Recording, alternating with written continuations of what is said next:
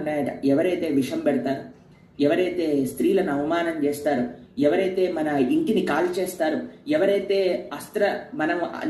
మన పైన యుద్ధానికి వస్తారో, ఏ కారణం లేకుండా మన భూములు లాగేసుకుంటారో, దోపిడీ చేస్తారో, ఇటువంటి వాళ్ళందరినీ శిక్షించే అర్హత ఉంది అని శాస్త్రం చెప్తుందండి.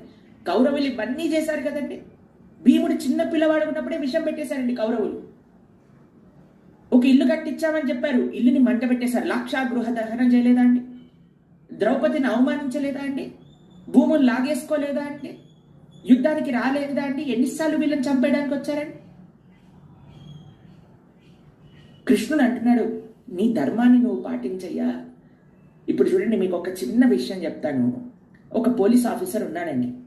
పోలీస్ ఆఫీసర్ యొక్క తమ్ముడు చాలా పెద్ద తప్పు చేశాడు, ఎవరిని చంపేశాడండి. ఇప్పుడు పోలీస్ ఆఫీసర్ ఏమని ఆలోచించారండి? అరే, నా తమ్ముడు చంపేసిన వాడు క్రిమినల్ ఆలోచించాడా, లేదా నా తమ్ముడు నేను శిక్షించను అని ఆలోచించారా?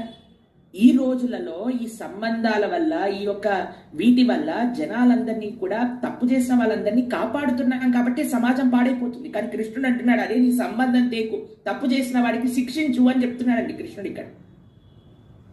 పాప అర్జునుడి పని ఎలా ఉందంటే, చిన్నప్పుడు యూనిఫామ్ మొత్తం వేసుకొని తినేసి డబ్బా కట్టుకొని స్కూల్ బస్ వచ్చే మరుక్షణం అమ్మో నా కడుపు నొప్పి నేను వెళ్ళను అని మారం చేస్తే పిల్లలందరూ తల్లిదండ్రులు ఏమైందిరా హోంవర్క్ చేయలేదా, పర్వాలేదు నేను టీచర్కి లెటర్ రాస్తా, లేదు